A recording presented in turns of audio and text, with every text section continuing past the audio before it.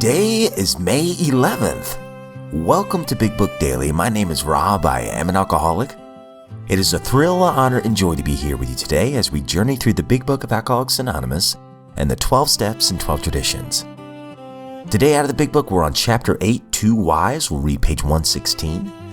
We are back in the 12 and 12 today. We'll be reading and beginning Tradition 3 by reading page 139.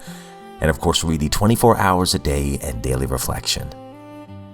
So with that, hope y'all are doing well this beautiful Monday morning. It's a brand new week. But guess what? We don't have to worry about Tuesday through Sunday or anything like that. We just got to work on today. Although, one thing that I love about Mondays is it's the beginning of a brand new week, and it could be the beginning of a brand new routine, a healthy routine that we establish for the week. It's a nice opportunity to put the program into action. And also, as I'm recording this, it's a very, very important game for the Flyers. If they win today, they clinch a playoff spot for the first time in 5 years since their time in the bubble, or about 7 years since they've had a playoff game in front of home fans. So yeah, I guess by tomorrow morning, the tone of my voice will probably hint around to how today's game goes. But anyway, it's been fun to watch that. And it's always fun to do this show. So let's go ahead and get to the good stuff.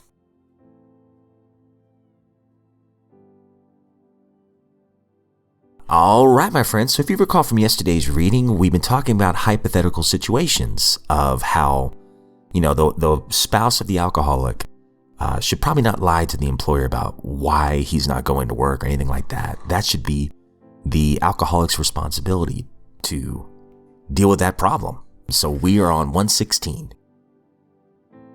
There is another paralyzing fear. You may be afraid that your husband will lose his position. You're thinking of the disgrace and hard times which will befall you and the children. This experience may come to you, or you may already have had it several times.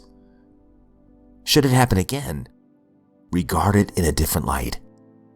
Maybe it'll prove a blessing. It may convince your husband that he wants to stop drinking forever. And now you know that he can stop if he will. Time after time, this apparent calamity has been a boon to us, for it opened up a path which led to the discovery of God. We have elsewhere remarked how much better life is when lived on a spiritual plane. If God can solve the age-old riddle of alcoholism, he can solve your problems too. We wives found that, like everybody else, we were afflicted with pride, self-pity, vanity, and all things which go to make up the self-centered person. And we were not above selfishness or dishonesty. As our husbands began to apply spiritual principles in their lives, we began to see the desirability of doing so too. At first, some of us did not believe that we needed this help. We thought, on the whole, we were pretty good women, capable of being nicer if our husbands stopped drinking. But it was a silly idea that we were too good to need God. Now we try to put spiritual principles to work in every department of our lives. When we do that, we find it solves our problems too. The ensuring lack of fear, worry, and hurt feelings is a wonderful thing. We urge you to try our program, for nothing will be so helpful to your husband as the radically changed attitude toward him, which God will show you how to have. Go along with your husband if you possibly can.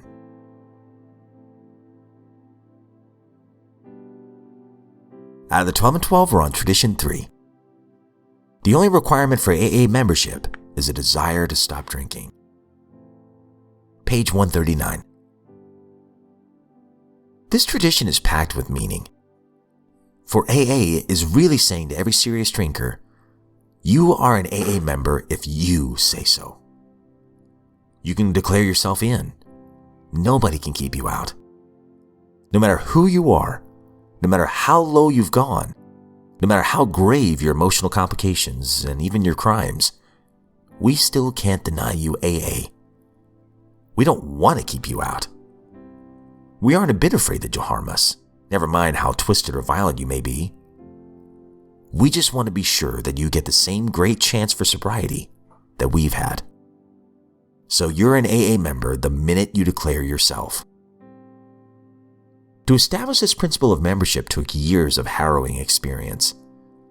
In our early time, nothing seemed so fragile, so easily breakable as an AA group. Hardly an alcoholic we approached paid any attention. Most of those who did join us were like flickering candles in the windstorm. Time after time, their uncertain flames blew out and couldn't be relighted. Our unspoken, constant thought was, which of us may be the next? A member gives us a vivid glimpse of those days. At one time, he says, every AA group had membership rules. Everybody was scared witless that something or somebody would capsize the boat and dump us all back into the drink. Our foundation office asked each group to send its list of protective regulations. The total list was a mile long. If all those rules had been in effect everywhere, nobody could have possibly joined AA at all. So great was the sum of our anxiety and fear.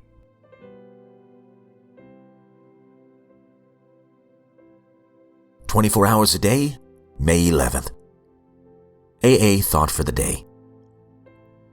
We can depend on those members of any AA group who have gone all out for the program. They come to meetings. They work with other alcoholics. We don't have to worry about their slipping. They're loyal members of the group. I'm trying to be a loyal member of the group. When I'm tempted to take a drink, I tell myself that if I did, I'd be letting down the other members who are the best friends that I have. Am I going to let them down if I can help it? Meditation for the day. Wherever there is true fellowship and love between people, God's Spirit is always there as the Divine Third. In all human relationships, the Divine Spirit is what brings them together. When a life is changed through the channel of another person, it is God, the Divine Third, who always makes that change, using the person as a means. The moving power behind all spiritual things, all personal relationships between people, is God, the Divine Third, who is always there. No personal relationships can be entirely right without the presence of God's Spirit. Prayer for the day. I pray that I may be used as a channel by God's Spirit. I pray that I may feel the Divine Third is always there to help me.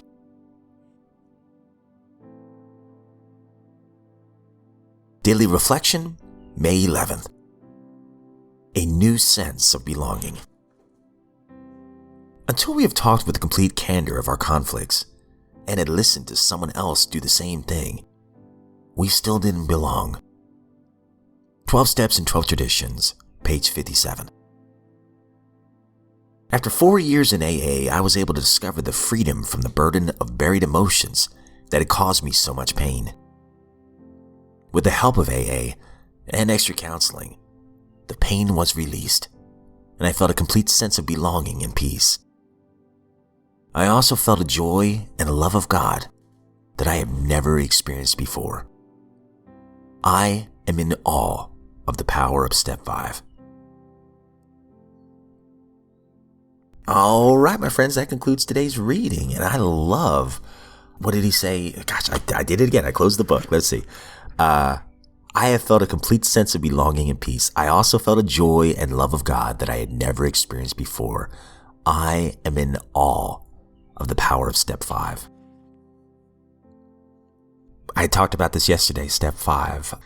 It's a beautiful step, and I really do feel like that's where I felt the tangible spiritual experience beginning to form, right?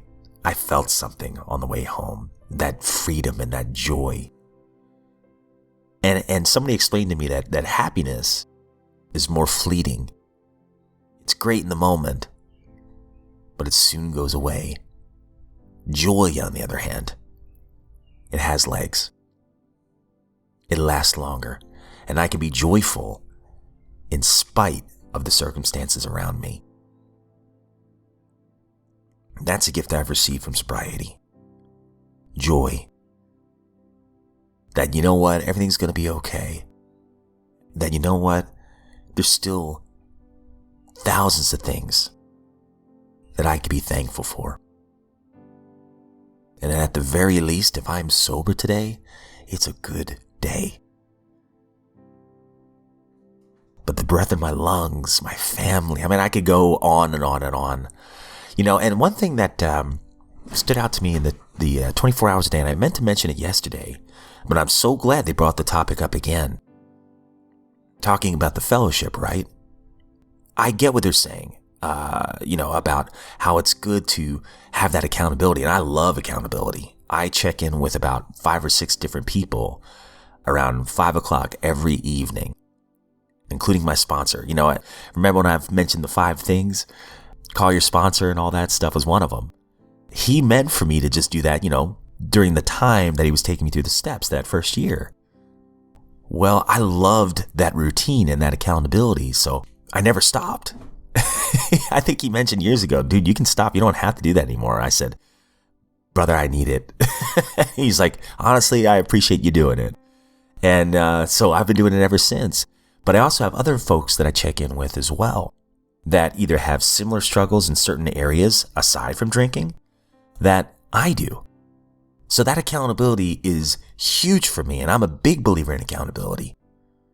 But where I do disagree with the 24 hours a day, and it's not even I don't think it's implying this, but maybe it's what I'm receiving from it, letting down the group.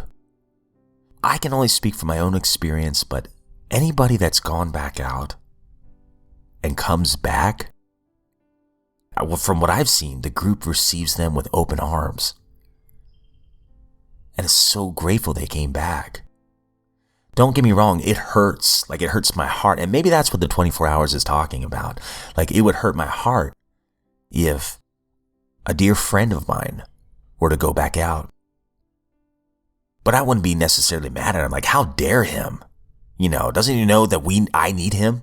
No, I wouldn't respond that way. It would hurt my heart in the sense that, oh man, he's going to go through a lot more pain. I hate that. And I'd be concerned and worried about him. And then if he comes back, I would receive him with open arms and do, dude, I'm so glad you came back. It's good to see you, man.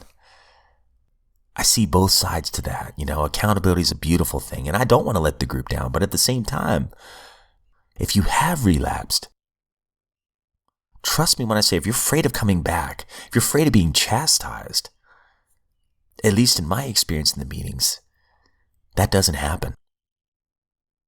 A lot like the prodigal son story, which I know I mention all the time. When you come back after being in the throes of alcoholism and a relapse, you come back to open arms, to people who are so happy to have you back home.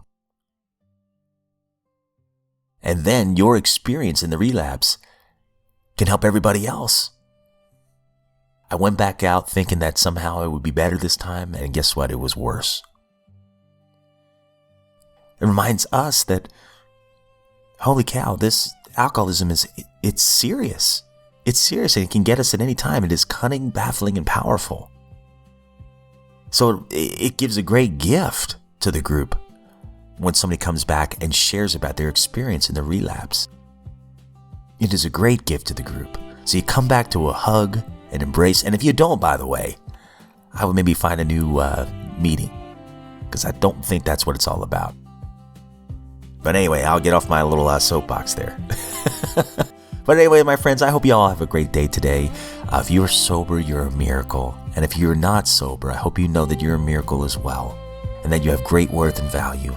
And I just pray that you would have the honesty, open-mindedness, and willingness to make the first step toward change today. And you don't have to do it alone. We've got your back. As always, my friends, I don't speak on behalf of AA, NA, Al-Anon, any other sect or denomination. I am just a joyful drunk in this lifeboat of recovery. Honored to be here today. And if we are given another set of 24 hours, my friends, I sincerely look forward to seeing you right back here tomorrow. Go Flyers.